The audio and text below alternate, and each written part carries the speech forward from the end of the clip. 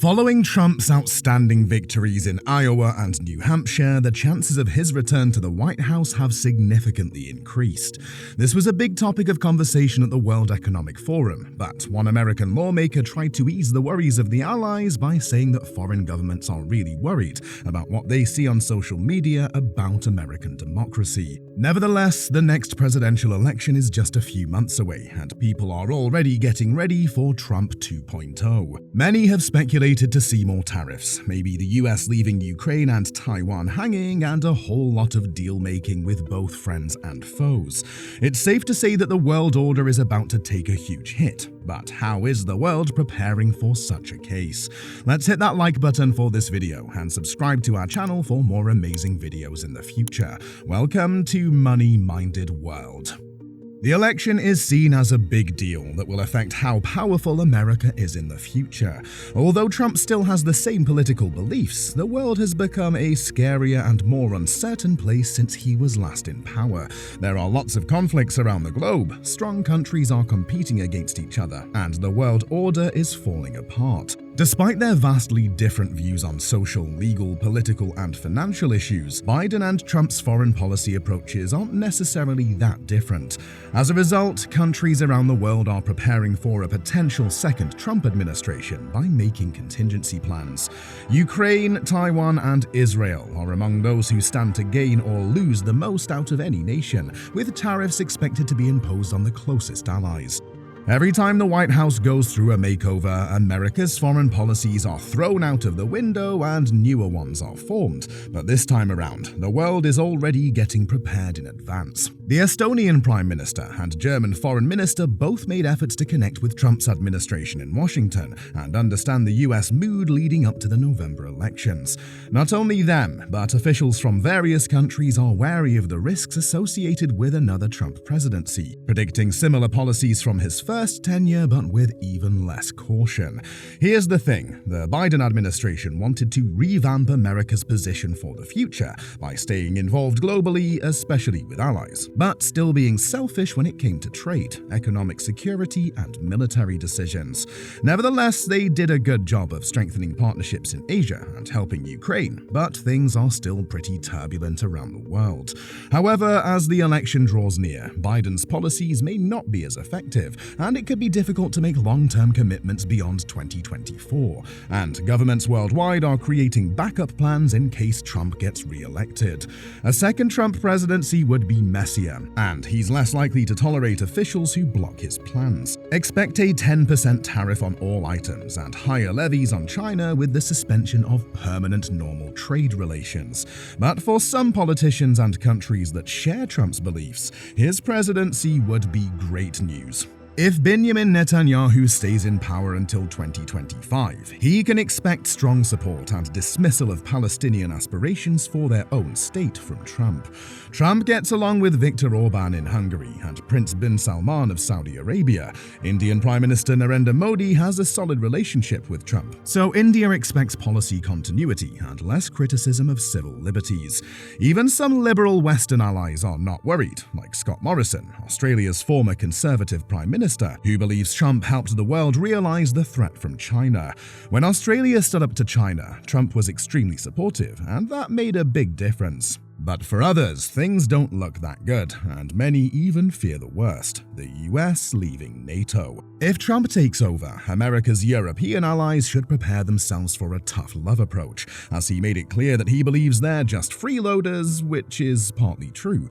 But worst of all, Trump has publicly stated that if NATO member countries don't meet defense spending guidelines, he would encourage Russia to do whatever the hell they want to them. He also stated that he wouldn't abide by the collective defense clause if he were re-elected. The former US president claims that NATO was busted before his presidency, and that he made it so that everyone paid their fair share. As a result of these comments, some fear potential changes, like the US leaving NATO or abandoning support for Ukraine due to Trump's admiration for Putin. But there's still a way Europe can continue enjoying the US's support, even if Trump gets re-elected. NATO wants every member country to spend at least 2% of their money on defense, but most of them aren't hitting that goal, and that's exactly what Trump also wants.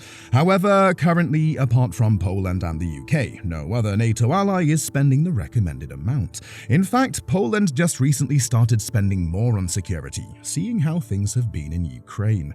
European NATO members spend 3 times more on defense than Russia annually, making them significantly powerful enough to discourage or even defeat Russia. Trump wants to harness this potential, but disparate opinions on security among Europe's countries have hampered NATO's capacity to form a sound European defense policy.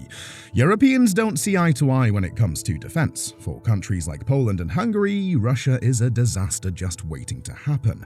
But for Italy or Spain, Russia is a distant problem, as they're more focused on controlling illegal immigration. So getting these countries to help Poland has always been a tough job, and as a result, NATO has always called the USA for support.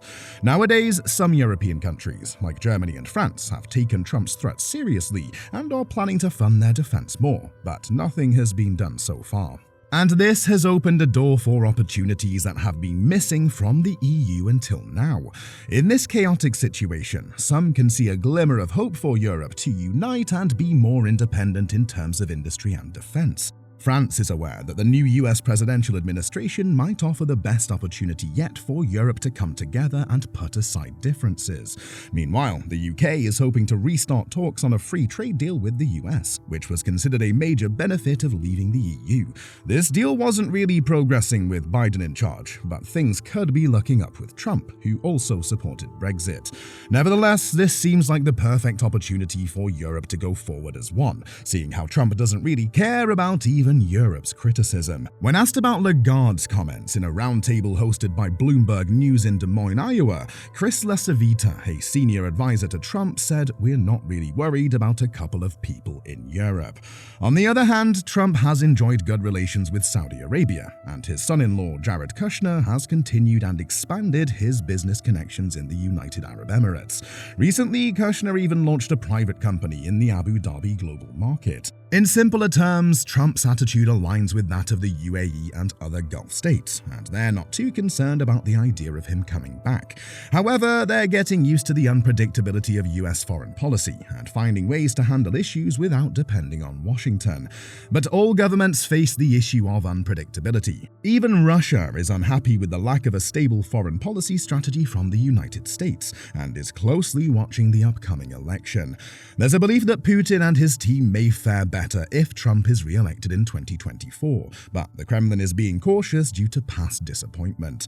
Regardless of the outcome, the Kremlin is looking forward to the spectacle of the election.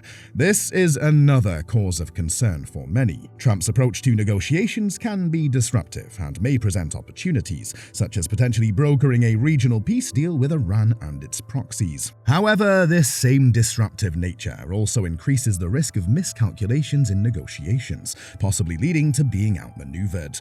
A European official expressed concern that Putin and Xi might be more intelligent than Trump. Then there's the third group of countries, which are those that are not close allies or enemies of the US, and whom President Trump may have written off as losers. The Biden administration has faced aggressive behavior from foes in Europe and the Middle East, but has been selective in its use of American power, as shown by its withdrawal from Afghanistan. But now conflicts in areas where the US has little interest have erupted, such as the civil war in Sudan and new conflicts in sub-Saharan Africa and between Armenia and Azerbaijan. And under Trump's presidency, there could be a further breakdown of global regulations on various issues, such as trade and human rights, which could have negative consequences. This could increase the risk of conflict in the least developed countries that lack strong domestic systems. The effectiveness of global organizations in addressing this issue is limited. If Mr. Trump wins the 2024 race, he will be inaugurated in about a year. The Biden administration has a short period to make binding commitments, so their credibility and agency over global events could weaken during this time. But what do you think? Will the world really go into chaos with Trump 2.0? Let us know in the comments below, and don't forget to subscribe. See you soon.